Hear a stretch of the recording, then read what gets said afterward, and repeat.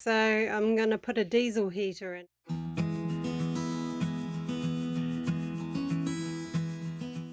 Okay, so this is the fuel tank. I still haven't decided whether I'm going to use that or not. Where's my knife? There it is. Lots of packaging to get rid of once again.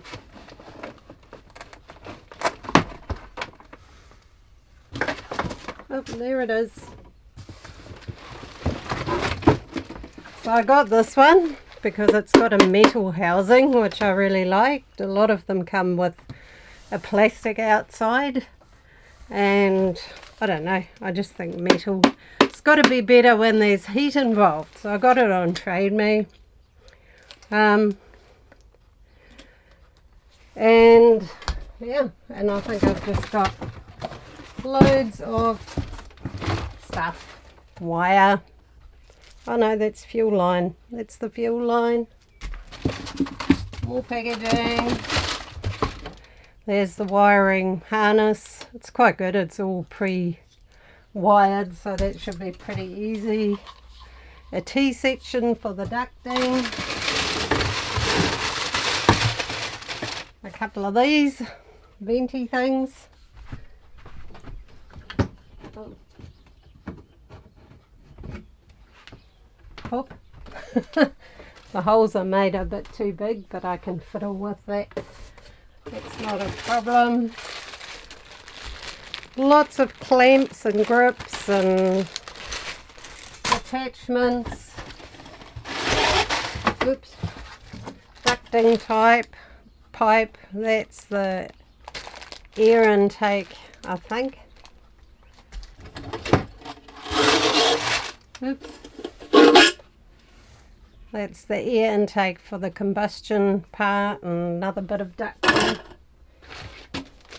That is a teensy weensy little muffler. That's the exhaust. That's stainless, so hopefully that'll last. Some wire ties, which I have plenty of anyway. This is the pipe if I want to put it into my own diesel tank. Only concern with that for me is that I do use an upper cylinder lubricant in my motor, in my tank now and then, because it's an old motor and they quite enjoy that. So I'm not sure if that's good for these things. Fuel filter. Oh, that's a junky looking thing. Lots of little crimps and clamps, and there's the control unit and its little remote control. And that is the fuel pump. Just wondering if they actually have symbols of in and out. Oh yes, apparently the up, I think the out has to be up. I'll check that online. And the plate that goes on the floor that the whole unit sits on, and a whole lot more packaging. Okay, so what I'm going to do is get all this packaging out of the way, make sure I haven't missed any bits.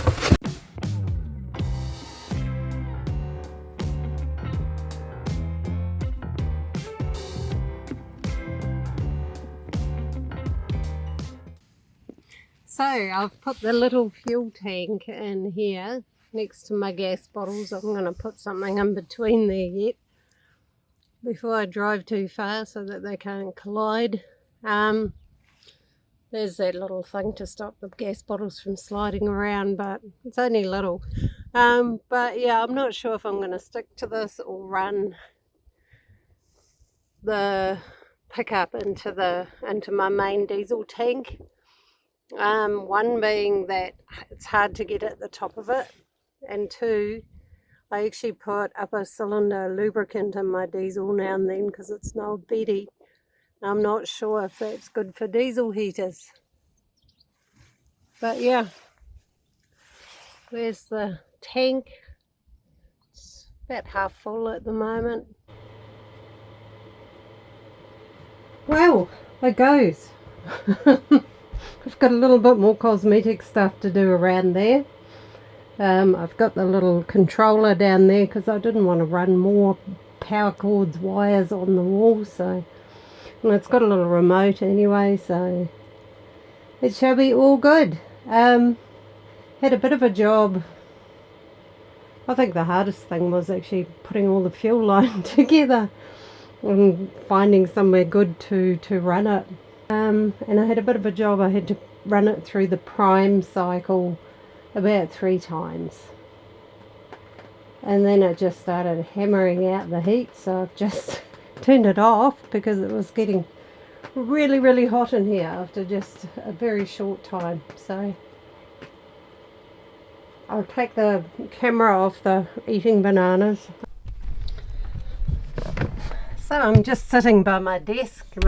I've made a couple of modifications since I first installed the heater because there were a few things I wanted to change. Oh look who's here. Hello Feenie. She always does that. She always has to walk over my keyboard. I've just uploaded a video to my other channel. So yeah, I put a switch on here so that I could turn the display off, because from what I've read online, the displays fade. They go kind of black after a while. Plus it's quite bright and it doesn't need to be going 24 hours a day like over summer.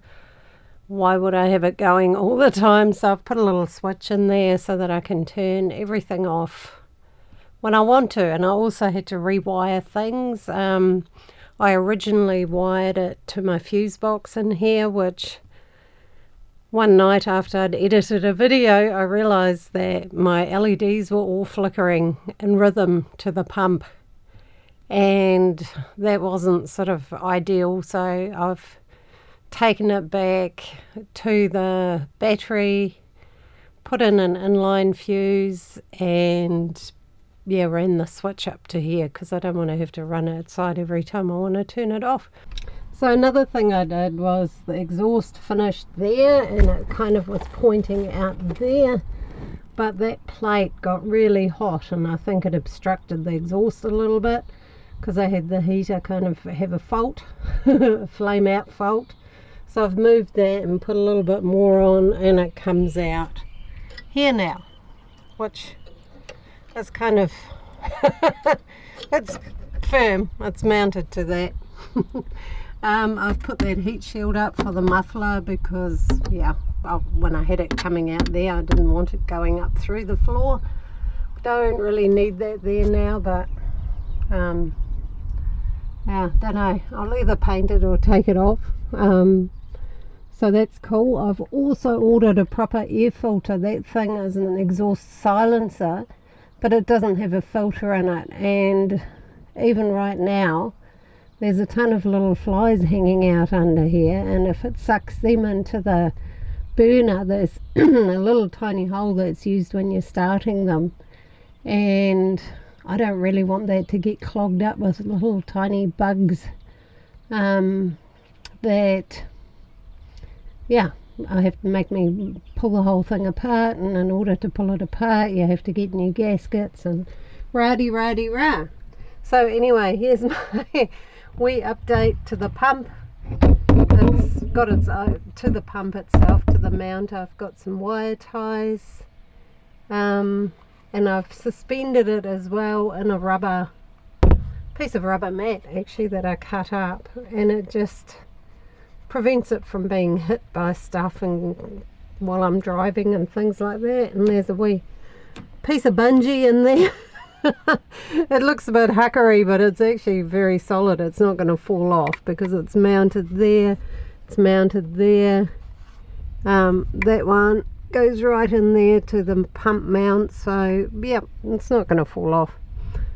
And yeah, and then it hangs in there. And the reason I did that is because they tick quite loud. At first I screwed the little rubber pump mount to there, and it echoed through there, and I had this constant tick tick tick tick tick that you could hear in the truck, and I thought, nah, not enjoying that. So yeah, I decided to suspend the whole thing. That's all just a bit of silicone sealant I was using. So yeah, and I also don't believe a little electrical connection under here is 100% waterproof, so I might even put a wee rubber boot over that at some point, because it seems a bit silly to have something wide open to dust and dirt and roads and stuff underneath. So yeah, those are my modifications I've made. Welcome to underneath my truck. I spent this morning under here too. I just gave the truck a grease, getting it ready for its COF as I do every 6 months. So it's had a lot of love lately. It's had hang on, let's get out from under the truck.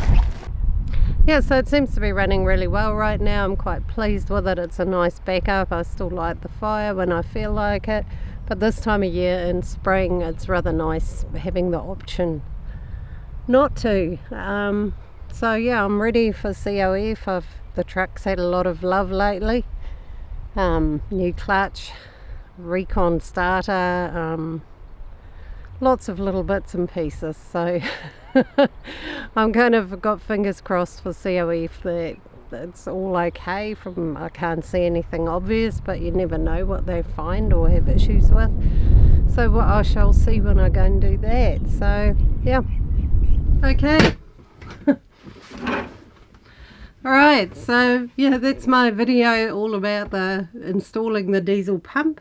Yeah, I'm not a professional plumber or gas, well, we don't need a gas fitter, but you know, plumber or installer, but it's really not that complicated. I watched a few YouTube videos and had a look online, got as much information before I started the job. Yeah. And the instructions are garbage, so if you do get one, I highly recommend you join a Facebook group. There's one for people with Chinese diesel heaters and troubleshooting for that. There's a lot of people on there, and there's a lot of good information in the files section for that. I might link that in the description down below, because it really is. It helped me out quite a bit just reading through the files, because you know, it makes a bit more sense than what you get in the instructions, even though my instructions aren't the worst. They were not too bad. But yeah, so anyway, if you enjoyed this video, please give it a like. Subscribe if you'd like to see more videos.